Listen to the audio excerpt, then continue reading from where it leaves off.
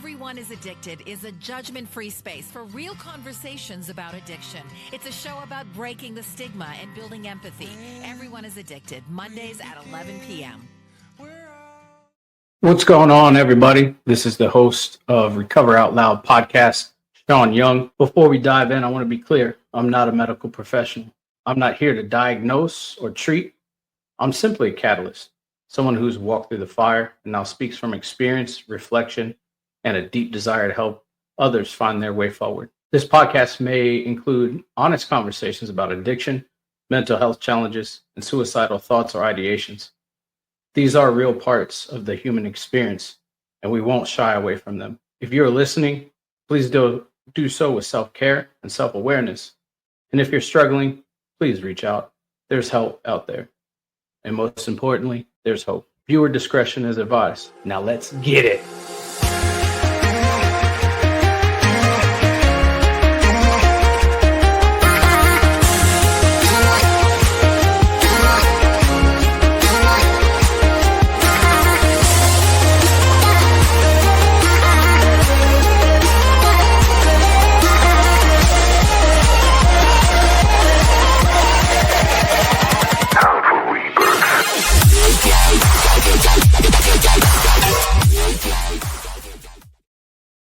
What is going on, everybody? Welcome to Recover Out Loud, episode 121. Today, we got a really awesome guest. We got Sam Ghanem. How you doing, Sam? I'm great. How are you? Today has been chaotic, but this is one of the only chaotic days that I have, and for that, I am blessed. How was your day? Today's been wonderful. It's been super full. So wonderful. Yeah. That's a good thing. It has been full of wonder and traffic and me coaching myself that I'm underslept, but I can be high energy. And then your intro is super high energy. So I was like, wait, I haven't listened to dubstep in so long, but okay, we're here. Yeah, definitely. For the intro, I feel like if you believe in the chakras and you believe in like spiritualism and holistic healing, right? Like I just put my hands back when the intro starts and I open it up and the heart chakra just opens wide up, and dude, it's a great feeling. I love it. Thank you so much for having me. And thank you for being here. Sam, would you like to give a formal introduction of yourself? Sure. Hi, everybody. Thank you so much for welcoming me so warmly. My name is Sam Ghanem. I am South Florida based. I'm 41 years old and an entrepreneur. I own a strategic printing company with 25 years in that industry, and I co-founded a mindset and messaging business called Let's Go 180.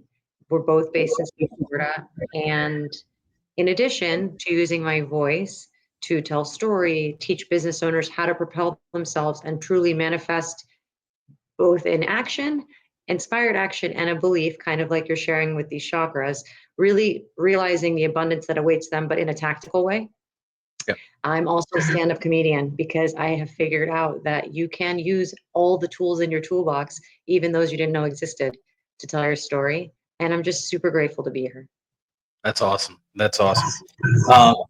I've recently stepped back into like watching stand-up comedy. I took a break from it for a little while, and my roommate introduced me to Kill Tony. Have you ever listened to Kill Tony?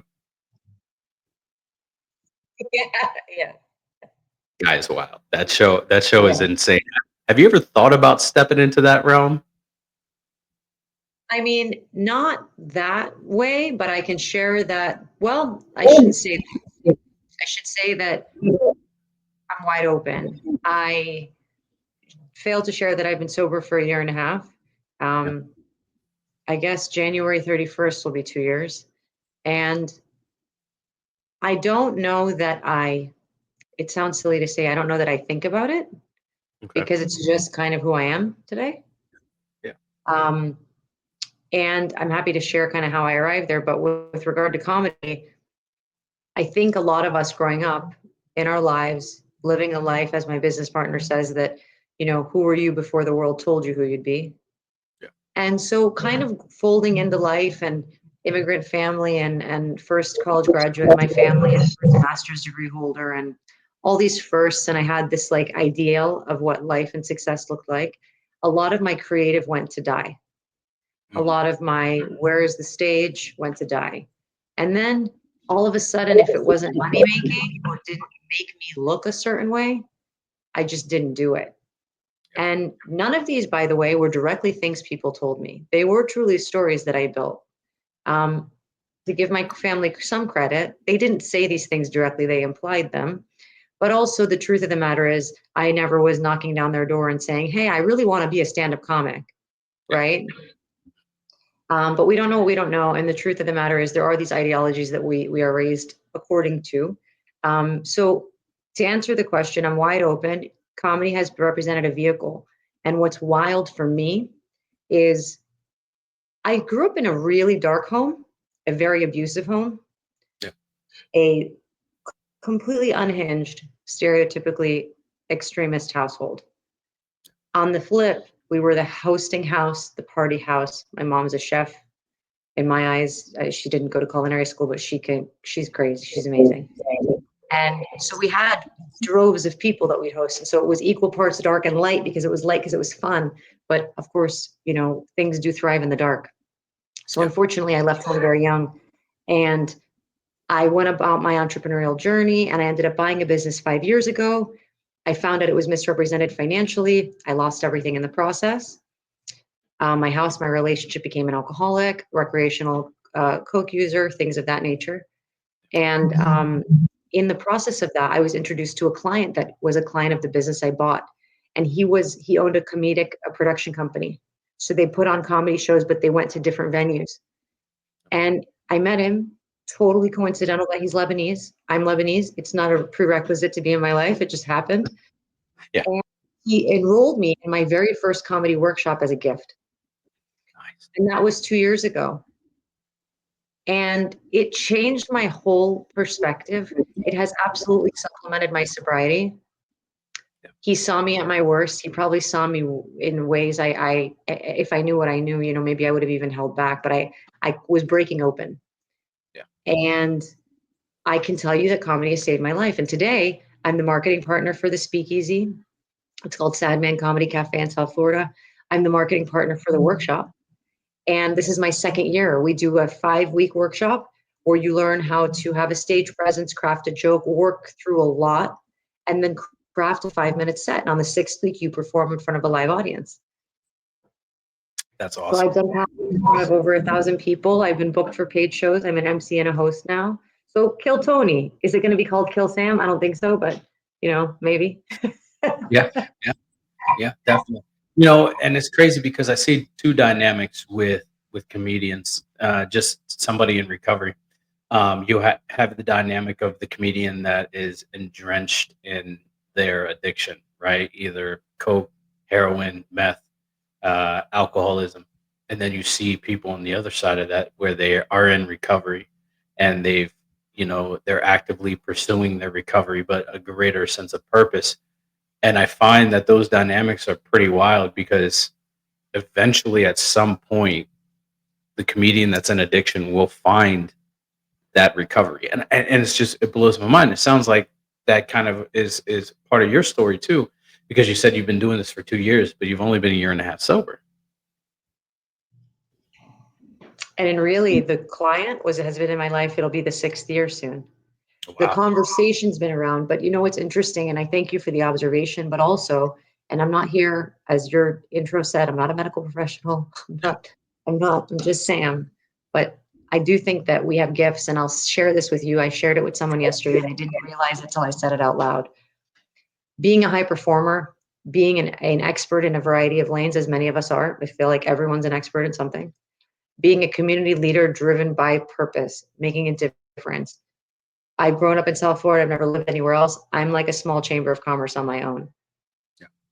All of this, and you're looked at in a specific fashion. And no matter what, no matter who, no matter how, you come home to yourself. And I would come home to myself, and I had created a beautiful prison. It was fucking gorgeous. It was pitch black.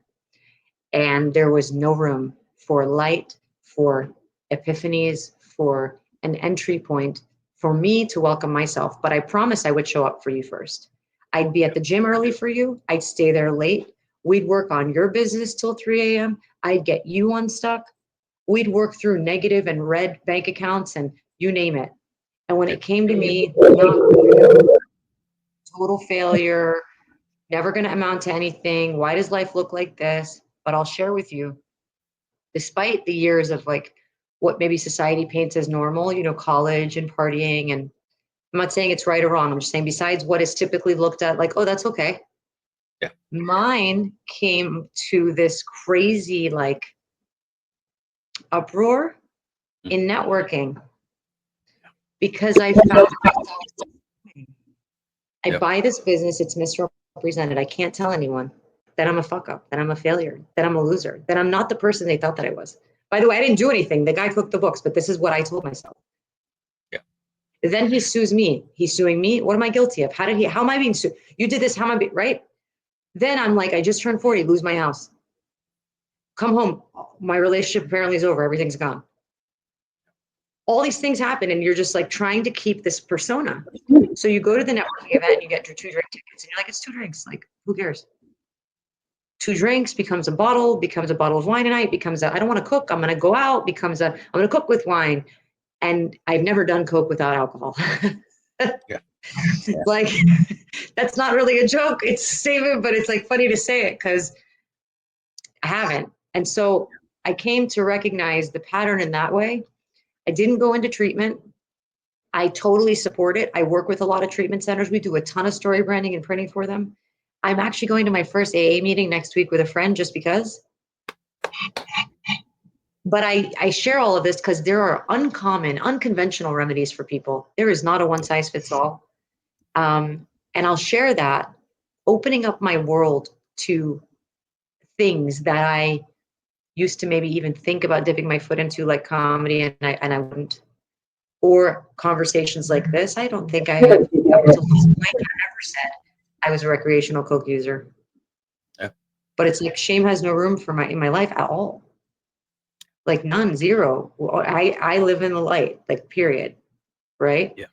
And so I think that I want to applaud you really and acknowledge you because this takes energy, but also sometimes it's having the conversation that saves something or someone. Yeah. Absolutely. Right? Thank you. For me, comedy represents, of course, thank you. Comedy represents a huge place.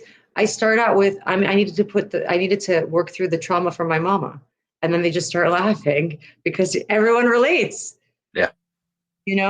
Everyone relates. Yeah, absolutely. So you said something that really stuck out to me. You said I've never done Coke without alcohol, and like that's very reminiscent because my dad, he was sober and then relapsed super hard, and the roles switched. Like he was sober and I was an alcoholic, and then it switched where I'm sober and he's back into it. And he used to preach to me and say, alcohol was never my problem, Coke was. And I'm like, but you always did Coke when you drank. Like, come on, that doesn't make any logical sense to me, right? Because you're doing a substance because you're on another substance like this. Yeah. But anyways, I absolutely agree with you. Doing these, we provide spaces for people, whether it's to open up and share a story like we do here, or whether it's you on stage, opening up, kind of pulling back the curtain a little bit through comedy of the way that people of your life and the way that you were raised.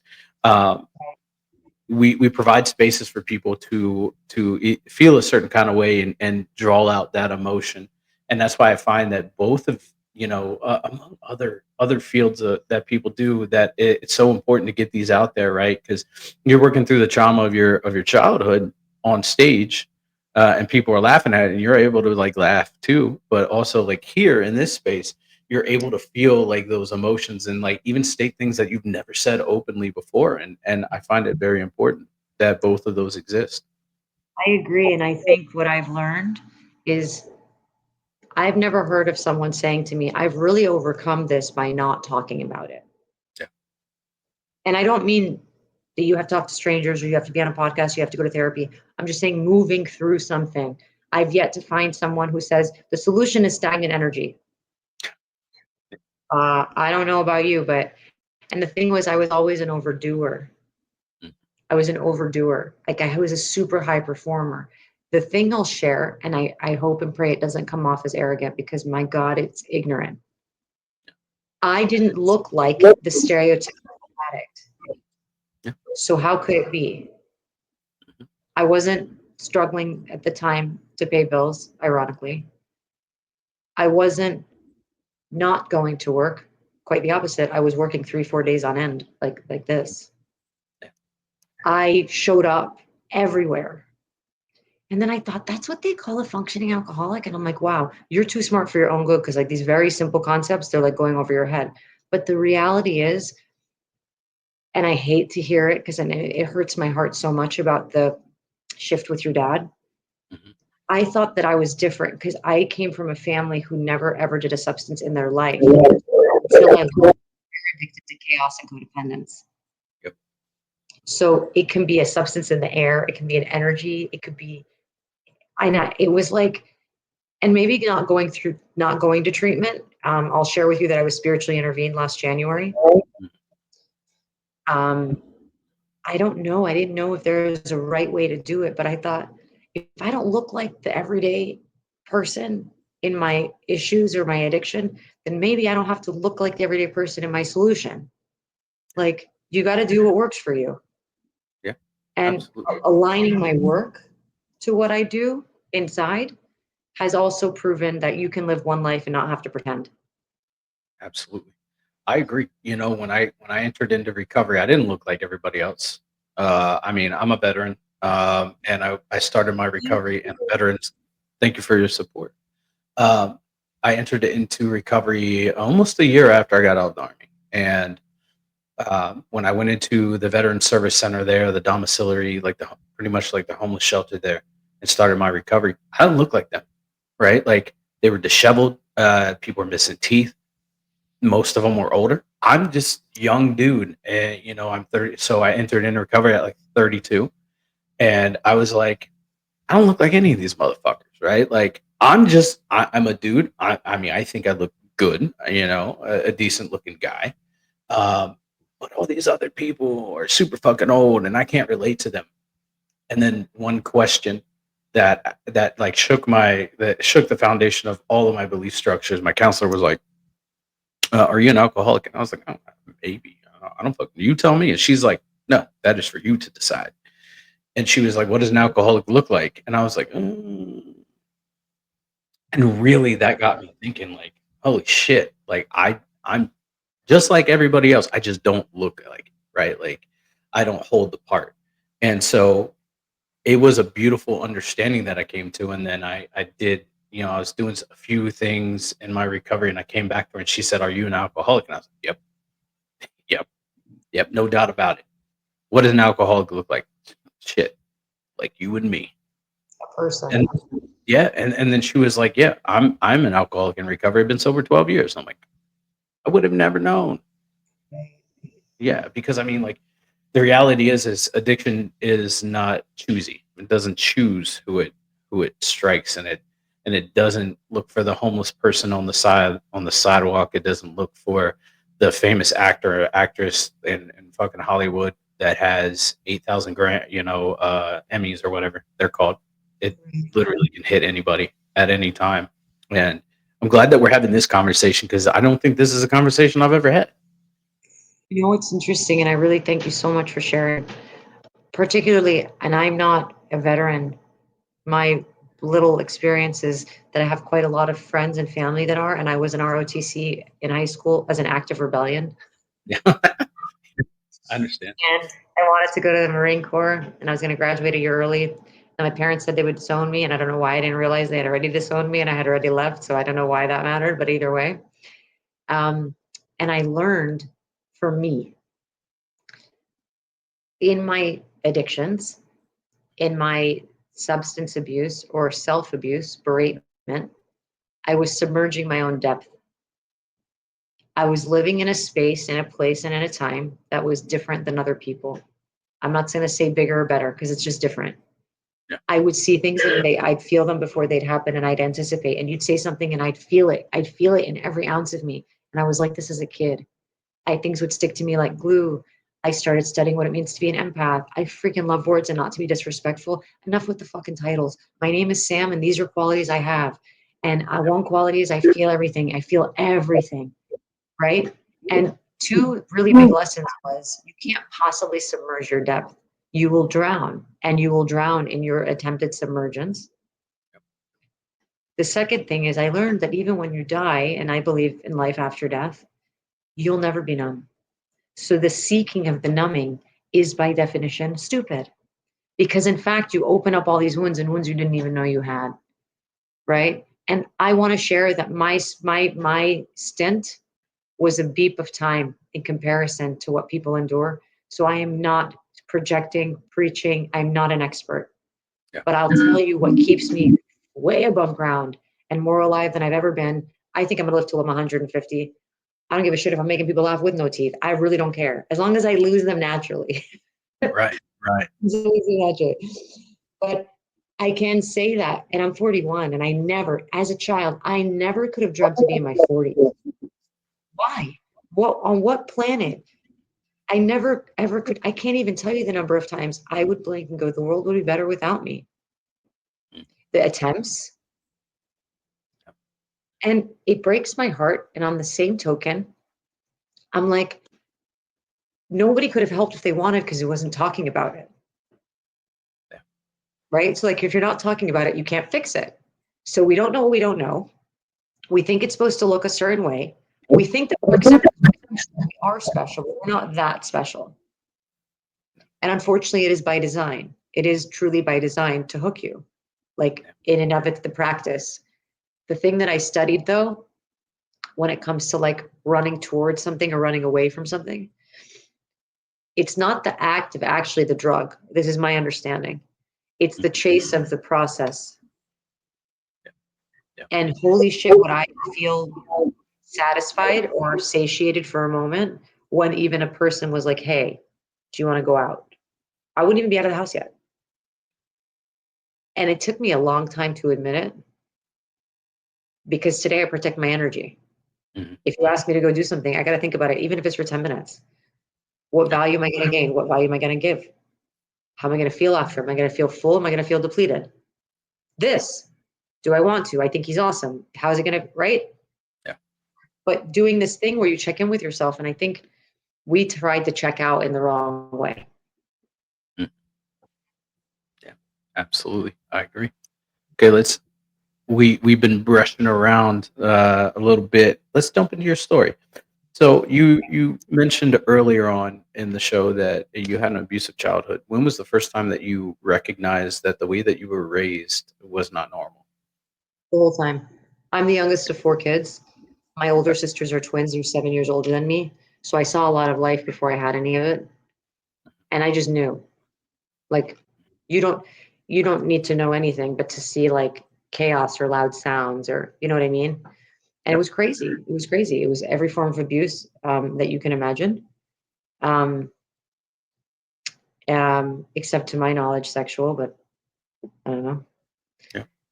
And I came to realize that I was going to become dead or addicted if I stayed.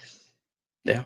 And so my sisters were arranged to be married when they were 16, and I was not about that. Wow. So I left. Mm. And I don't advise it. Yeah. Yeah. So you left. Where did you go? I went to my great uncle. He saved my life. He is with me in spirit always. And he gave me permission to laugh. That's awesome. That's awesome. He would laugh in my dad's face, and it was hysterical. Yeah. Yeah.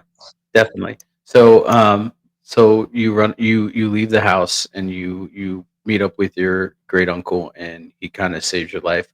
When did the entrepreneurship, I guess, spirit of entrepreneurship, when did that come in? It started as a kid. I was doing my dad's accounting when I was 13. My Shit. dad's an entrepreneur. He has my family, particularly on my dad's side, is a double digits of entrepreneurs, extremely successful, some not so successful, but a ton of story, a ton of resilience, a ton of grit, a ton of tries, like a ton. And I give them that, you know, and I definitely have it. I definitely have it. I get it done. I don't really know how or why or what the explanation is, but we do what we need to do. I'm a big process oriented person, and equal parts left and right brain. So I'm like super geeky, super creative, super system, super let's go play. Um, and I worked for large companies, one particular company for 19 years, and I did very well. And I couldn't take it any longer with like they knowingly watch a client mishap, an employee really shit like culture, and I just was like, but I'm supposed to be okay with this. And being in a C-level position, I couldn't take it. So I went out on my own 6 years ago. It'll be almost 7 years. When did the addiction start for you? Such a good question. The first time, Yeah. I would say in my middle 20s, and it looked like chasing DJs and talking to Molly and hanging out in South Beach. And then it completely stopped. I drank occasionally, but nothing else was in my purview at all. Ironically, I did what I thought was Molly. An abscess was created in my tonsils and it almost ruptured and I almost died. So I never Wow. did it again. I never put a pill in my mouth ever since. I never will. Never, ever, never. I didn't put the two together though, because I guess I never did a Molly without alcohol. Yeah. Right? There it is. And quickly, I was in a relationship with a wonderful human being when I was 28, and I got pregnant. And I don't know if I had a pregnancy with twins or if I had a molar pregnancy. The decision by me was made not to continue with it, which is when I realized because I had to go in twice. And then lots of conversations about, can I have kids? Should I have kids? That relationship didn't sustain itself. The darkness kind of really, really entered at that point because I behaved like a 16-year-old. I acted like if I was living in my parents' house. Mind you, I was in my own townhouse. I was the executive VP of a $10 million company. I had 50 employees and nobody could tell me shit. So like super contradiction of who I was. And then quickly after I was okay. And I ended up in a relationship and I found out he had 3 different identities. And we would recreationally party. And then it continued after. Then I bought the business, found out it was misrepresented, and it just was like, let me get the fuck out of here. Hopefully I don't wake up tomorrow. Yeah. And it just kind of, it was almost like I went from like 0 to 10 to like 100. Yeah. Well, I mean, you had to grow up really young, and so Right. you talked about having that 16-year-old mindset, right? But you had to grow up real young, right? And what I see most common amongst adults that have had to grow up really young, once they hit like a certain age or certain mindset, right? Like all of those adolescent thoughts come back in and come creeping in, right? Like I had to grow up real young, and when I got to my first duty station, I unfolded, just absolutely unfolded. And it was I was 18 with a young mindset. I was blowing money like it was nobody's business. I was just doing dumb shit because I mean I'm fucking good, and nobody was going to tell me otherwise. And that kind of sounds like where you were. Not, I mean, obviously not blowing money because I'm pretty sure you're smarter than that. But Well, I mean, I think that if I tell you, like, I can see myself, I could tell you where exactly I was and what I was wearing. yeah, And I had a flash of that show, 16 and Pregnant. yeah, And I'll tell you that the last time I was given 2 pennies to rub together from anyone, I was 14 years old. So it wasn't about, I can't really explain it, but you're hitting the nail on the head because the truth of the matter is, from an emotional perspective, that's like where I was on pause. yeah, And especially as a woman, I'm not suggesting by any stretch of the imagination it's different for men. I'm just saying I can only speak to this for me. It went into, how am I going to do this? How could this happen to me? No shit, how did it happen to you? How yeah, could I, right? And I want to share that I was in a very healthy, thriving relationship. This wasn't, as a matter of fact, I think he drank here and there and he smoked weed. I loved him. We met in high school. I walked into driver's ed and told my sister I met the love of my life. Like it was super sweet. And then we were together later in life. So I can't, it's so shitty to talk about it in that regard. Because again, it didn't look right. People hear these stories and like, oh, it was a bad relationship. No, it was awesome. No, it actually made total sense financially and everything. It would have been great. I'd have a 13-year-old. I have a 7-year-old plant now. Yeah. I mean, there's nothing wrong with having a 7-year-old plant. Yeah. But like, so it's interesting because you're right. We are on almost an emotional hover.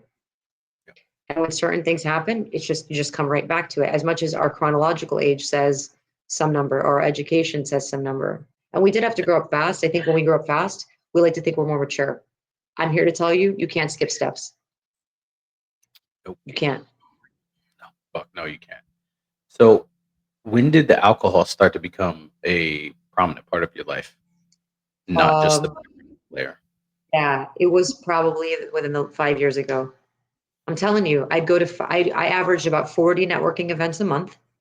Yeah. I had to sell my way out of everything. Yeah. And it took a lot of my face. I'm very good in person. I am the face of the business and the brand. And so every networking event came with 2 drink tickets. Stupid logic. I paid $40. I might as well get my money's worth. Yeah. So foolish. Yeah. And do that every night. Just do that every night. Don't do anything else. Forget the Coke, forget everything. Just do that every night. Is that healthy? No. So that really, and I can't knock networking events. I host them all the time. But I'm sharing with you, it's crazy because I did it the professional way. Yeah.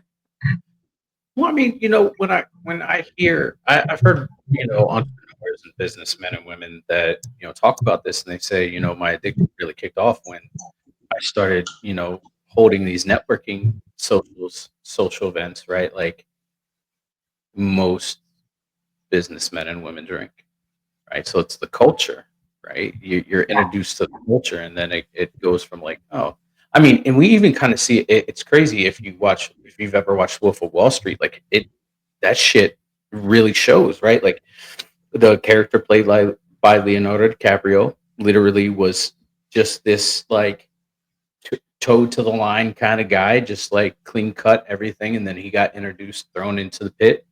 And this man went from, drinking every once in a while to every night to parties every night to fucking cocaine, all that shit. And so, like, it's a part of the culture in which you're in. Yeah. And it's also like in our, even in our age, like I love food. My mom's a chef. Pairings, tastings. And I'm not knocking them. It's just a really interesting way that paired with the right combination of emotional turbulence, you're like, hi, I'm a train wreck. What's up? But I showered and I'm wearing makeup and I speak well. Yeah. Yeah. Yeah. You'd never know that you were shit show behind the curtain. And I'll tell you something, and I mean this from my heart. I might have a couple moments where I didn't behave right. I mean it, a couple. I'm serious. But man, when I would come home, what I would do to my insides, how I would speak. I didn't look in a mirror for almost 2 years. And I didn't know it.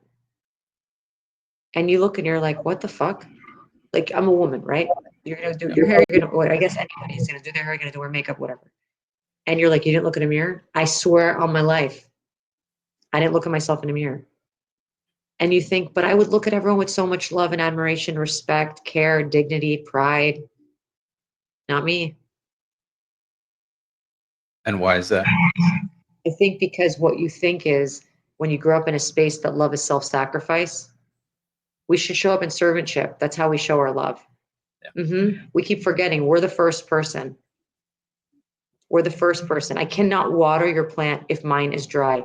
When people would say that shit to me, very vulgar statements would come to my mind. Oh, yeah. Because you don't know and you don't sit in my shoes. But you know what? Self-care is free. Taking myself for a walk to regulate my nervous system, I call that my community service.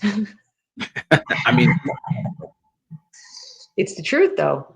Yeah. I walk 3 to 4 miles every single morning, like it's church. You need it. And I think that we grew up in a society where resilience and burnout are a badge of honor. Yeah. And I'll be honest, I still struggle with that in some regard because I am a doer. But when you have a connection with yourself and you can check in, you're more than likely not going to miss the red flags and the signs. Absolutely. Absolutely. So how far down did your alcoholism take you? It took me so far down that let's see. I completely ignored my intuition and I bought a business that every single thing in my being told me not to buy it. Yeah. So it cost me $500,000. Wow. 432,600 specifically. I still owe the debt. Yeah. So it costs that. I more than likely physically will still be recovering in some regard, like my just general body composition, like you do a number on yourself. I would say that it took me to a level that my physical being had to be so energetically disrupted with disease last year. So last January, my birthday is the end of the year, and I turned 40 last December 29th. And by the 31st, I had 105 fever. And for context, that birthday, I went to dinner with my mom and my sister. My sister and I shared an old fashioned for two. I went home and went to sleep. That's what was my birthday. Yeah. New Year's Eve, I woke up and I was so sick.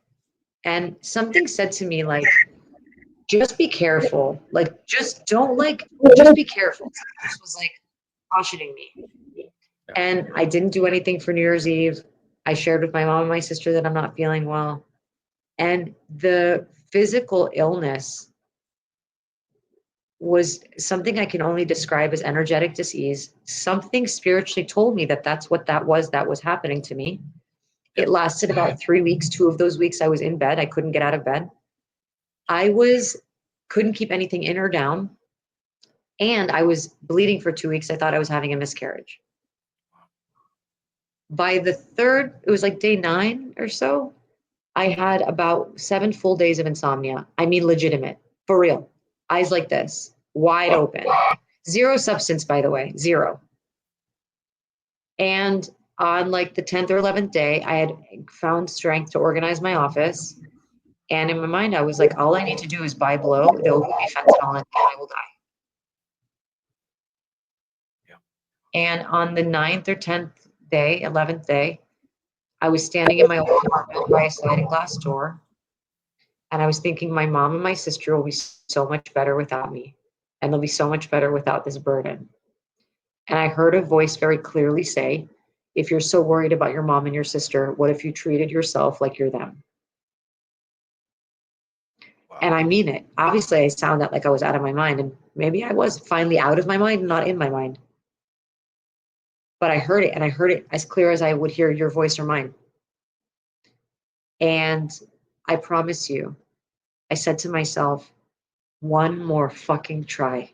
Just one more try. Just try one more time. And I've never had a drink since. I started walking that week. I have a physical fitness background and I was a competitor for a couple of years. So I knew that power, but I had nothing. I couldn't pick up air. I was like barely moving my feet. Yeah. And I'm like, you gotta do what you gotta. And next thing you know, I'm doing a 5K a day. In about 90 days, I had started a second business. I had transformed my finances. I was out of the red in 90 days, particularly I'm in a line of work with my business partner that from an emotionally intelligent place. We teach a course that came out of Stanford. She's certified to teach and train it. And it really got me unstuck in my core. And then I started applying it to the way that I show up. And I realized, well, AA and a lot of these programs, they really hone in on transformational training. You're fundamentally transforming. Yep. And so I would say that it brought me to my knees. And for me, my knees were professionally or socially to my knees, how my community saw me, who I am. I'm not saying that I'm big shit. I'm just telling you that that is like, in my ecosystem, I'm very much a nucleus. I'm proud to be. I don't take it for granted. Perhaps I did. And so for me, I lost a lot of that. I don't know really what I lost except time with myself and time with my family. I know that they were extremely worried about me, and I probably took years off my mom and my sister's life. But when I hear myself speak, I also go, you know, it could have been so much worse. Like I could have died. And then they'd be left here with what? The memory. Right. And not a good one. That's not a good way to go. Yeah. You know, it sounded a lot like on top of like not being able to take, you know, those steps and just and all that stuff, like your body couldn't withhold or couldn't hold down any kind of nutrition. So on top of that, on top of like the insomnia and everything that was going on, you weren't able to feed your body any food or water to actually help it recover. And in a weird way, that might have been the wake up call you needed. It's like shit's serious now. And like Well, it's it's crazy. Yeah, it's crazy you say that. So I took myself for an IV. I should have never driven. I don't know how the hell I did that. And my blood pressure was over 200. They couldn't give me an IV because I would seize or stroke. I didn't understand. All I knew was they're not giving me an IV. So I called my sister and I'm like, I don't understand. And I'm like a little apothecary on my own. yeah, I'm very much, I love kinesiology. I understand a lot of the natural occurrences in the body. And I was like, I told my sister, I said, the only thing that's going to bring my fever down is an IV. And then I pieced it together and was like, the only way I'm going to get one is if I temper I have to stay calm. And by the way, I wasn't outwardly, I'm one of those people, my tone doesn't really change if you haven't noticed, but yeah, when I yell, I don't yell. It's inside. yeah, Like I would be very bad as an actress or like those crazy scenes because nothing's coming out. It's going to go in. I'm not like I don't yell. And yeah. so I guess it's kind of psychotic to be like, I'm a silent screamer. But inside, you're like going to implode. So that's what I was doing inside. And I realized, you know how many years I was doing that to myself? Yeah. That wasn't a one-off occurrence. It was just what made the fucking bottle explode. Yeah, definitely. You mentioned that you started into comedy, kind of like really brushed the surface there. But how did comedy save your life? I was able to take a really honest look. I was able to find a space, unlike therapy, and I don't knock it, and I still see a therapist once a month. It's more in the mindset space, I feel, and more of a forced check-in because life gets busy. Um, or we let it. But I have this idea. So in the workshop, you're there 3 hours a week. And then you can go to open mics, it's encouraged. Other ways that you use it. When I MC or host events, I pull in comedy to it today. What I decided was if I could talk about it on a stage in front of strangers, like you and I don't feel like you're a stranger. I feel like I'm sitting in my house and you're sitting at home and like we're chatting. Yeah, But if there's 100 of you in concept, and now you want me to entertain you. So like now I have a job. Like right now I'm not working. I'm not on. I'm just me, right? So I thought, wow, I finally have a space I can measure how far or close I am from something that harmed me once upon a time. So I'll give you an example. In practice, in class, sometimes I'll talk about something like, for example, my dad and maybe his wife being younger than me. And maybe that still bothers me. So I go to make a joke about it in class and I have a visceral reaction. My stomach gets tight, my hands start sweating. And I'm quickly like, no, Sam, we're not there yet. We're not going to use that in a show. yeah, Or I have a week, a day like today. I overslept, whatever the case is, having a day. Let's say I had a day. I can go in and just rant. It's over in 5 minutes. Not yeah, rant to a therapist who's going to ask me how that makes me feel. I just told you how that shit makes me feel. I'm pissed off. And then it's over in 5 minutes.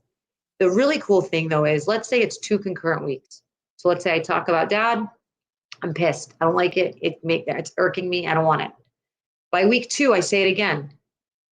I have a really quick measure of like, yo, like you're good. You're okay. And then I get to go, do you want to use that? The moment I use it, I'm good. yeah, Like I'm good. And I've never had a barometer, a thermometer like that. Because usually in my history, it's a bit more long-winded. I've had some pretty crazy things happen to me. for me. And so then I'm like, where else do you put it all? Just carry it around in your luggage and you just take it with you everywhere. So I kind of tried to drop the bags off, is how it feels. And you're also in a space, comedy represents a community. I don't know why people, they like to call it misfits or they call it this or that. I'm like, they're perfect people. Because if you have a box of crayons, and by the way, none of them are sharp and none of them are full size. They're like the bottom of all the used. They've written so many stories, type personalities, and they may be very different people, but they're all on a mission. And you learn that they still just, even in their darkest of days, want to bring joy. Yep. Like they want to make you laugh. Yeah, absolutely. Absolutely. I would agree. I find that comedy and like just laughter is some of the best medicine in the moment. It can completely revamp the way that somebody feels or take them out of their element and really just make them feel something that is other than pain. Um, one of the questions I had to ask, like while you're sober and you're working through your stuff, has it been hard for you to go to open mics where there is drinking? I mean, because obviously, like there's people there that drink and everything like that, and some people are triggered by alcohol. For me, it's not a problem. But is that a problem for you? Not being around it, but seeing myself in a lot of them, it hurts. Yeah. There's one particular gentleman I'll just share with you. I met him, he's beautiful. Yeah. And I was like, damn, like he's gorgeous. And we had the nicest conversation. And it must have been 3 or 4 months later. And I see him at a mic. I mean, I smelled him when he came in. Wow. And then I'm like, what the fuck? And I have to check myself a little because like I'm not here to judge anyone. I just wanted to hug him. And it was like, you can completely see when something is pain driven and when something is like it's a one off. And I'll share with you, my sister's my best friend. She has the normal capacity. She's if I called her balanced, she'd die laughing. She's not balanced, but in this regard, she can socially drink and like it's just like normal. But in open mics, it has to see. It doesn't hurt me. Like I don't feel like I'm gonna relapse, but it hurts me to see it. Yeah, I can understand. I can completely understand. I mean, that's how I feel when I get around veterans, and like even active duty men and women, because like I see them or I see myself in them, and I'm like, man, I was there so long ago, right? And there's such a culture driven around alcohol, and and in that regard, and it's just like, man, I see these pictures on Facebook of these of guys and gals that are drinking, and I'm like, fuck, I wish that you guys could understand like what is going to happen later on in life, right? Because you just don't, and some of them can drink normal, and I applaud them for that. I'm not one of them, not one bit. But then I see people that are full blown alcoholics, and I feel absolutely terrible because it's like, shit, man, like you're heading down a dark path, and I can't necessarily be that one that's like, hey, man, like fucking calm it down or go get some help, Right. right? They got to come to that conclusion themselves. So, Sam, what does life look like for you now? Because it sounds completely different than the way that it did. It is. Life, period. I laugh more than the average person, and I mean genuinely belly laugh, like 7-year-old boy laugh. I'm really curious, and I don't care that it's annoying. I ask Yeah. why to the point that it's nauseating because I don't just accept because it is about Yeah. anything. I'm also super duper full, and I get to have conversations like this. And for that, I'm really grateful. And the biggest thing I'd say that life is today that it never was is it's just one life. I don't try to keep up with the Joneses if there are any Joneses. I don't try to actually embody a damn thing. You and I will always know where we stand. I'm crystal clear. And for me, the best example I can give is I sync up myself like a human Dropbox. And if Dropbox syncs how many hundreds of times a day, all day long, I'm like, where are you at? You good? You need something? Have you had water? Did you go for a walk? Did you write that down? How are you feeling? Do you need to call somebody? And it's not to the degree of chaos. It's just constant, almost like I'm making up for time. Because I promise you, for a long time, there was no heart and head connection in me. Yeah. There was only heart and outward connection. Like I'd show up for you. Yeah. So life is very whole. Absolutely. And Sam, I ask one final question before I shut down the show, and that is, what are 3 things you are grateful for today? Oh my God. Totally grateful for you. And that's not cliche because you Thank you. didn't have to do this. You got to do it and you did it.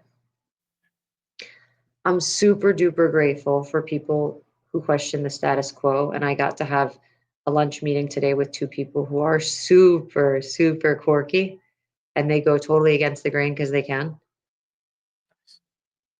And to tell you the truth, I'm most definitely grateful for my sobriety. But with that, I'm grateful for the challenges. I Absolutely. really am. I can agree. I definitely I'm definitely grateful for the challenges too, because Yeah. it shows me how far my program has come versus where I was. So Sam, where can we find you at? You can find me on Instagram, W Ghanem. It's Ghanem. And that's probably the best place to find me, actually. Awesome. Awesome. All right. So all her socials are going to be in the show notes below. Sam, I want to say thank you for being a guest on this show, and thank you for sharing your experience with me and with us. I am so grateful for you. Thank you. Thank you so much. Absolutely. And everybody, I want to say thank you for being here in this moment, hanging out with us for this time in this space. Until next time, be kind to yourself, be gracious to yourself, and love yourself. You are loved, you are worthy, and you are worth it. Have a nice day.